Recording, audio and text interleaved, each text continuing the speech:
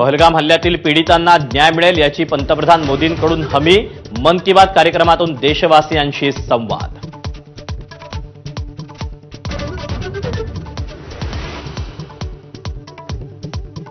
अरबी समुद्रात भारतीय नौदलाकडून जोरदार युद्ध सराव, क्षेपणास्त्रभेदी यंत्रणेच्या चाचण्या, पाकिस्तानची उडाली भंबेरी।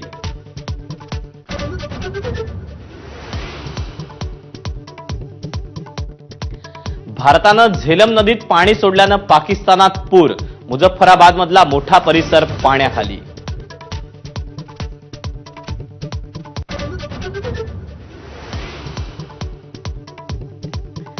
सीडीएस अनिल चौहानांनी घेतली संरक्षण मंत्री राजनाथ सिंग यांची भेट। पहलगाममधील दहशतवादी हल्ल्याच्या पार्श्वभूमीवर कार्यवाहीच्या रणनीतीवर चर्चेची शक्यता।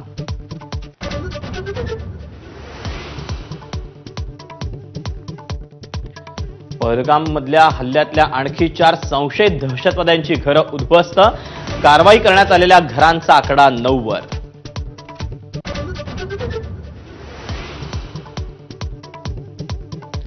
भारताच्या अल्टिमेटम नंतर पाकिस्तानी नागरिकांकडून भारत सोडायला सुरुवात, अटारी सीमेवर गर्दी, वैद्यकीय व्हिसा असलेल्यांना 29 एप्रिलपर्यंत सूट।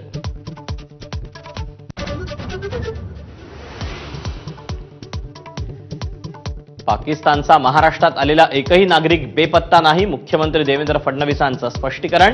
संध्याकाळपर्यंत सर्व पाकिस्तानी भारताबाहेर जातील, फडणवीसांना विश्वास।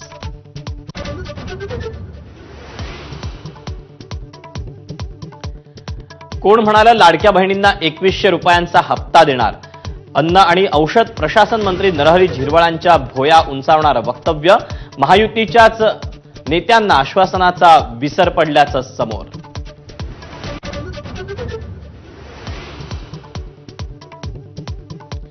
मला विचारल्याशिवाय शिंदे वैभव नाईकांना शिवसेनेत घेणार नाहीत, नारायण राणेंचा दावा। उदय सामंत सल्लागार नसल्याचं म्हणत राणेंचा टोला।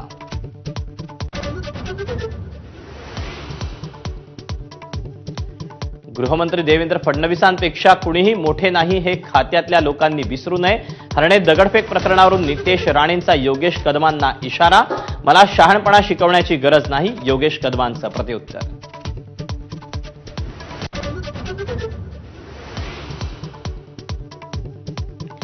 मुंबईतल्या ईडीच्या कार्यालयाची आग आटोक्यात, मात्र फाईल आणि फर्निचर भस्मसात, कुठला दस्तावेज जळाला याचं गूढ कायम।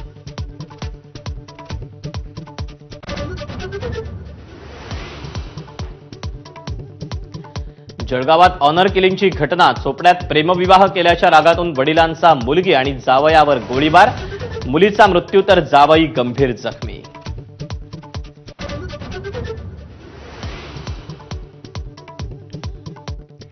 घरच्या मैदानात मुंबईचा धावांचा डोंगर, लखनौसमोर 216 धावांचं आव्हान, सूर्यकुमार यादव, रिकल्टनची खणखणीत अर्धशतकं।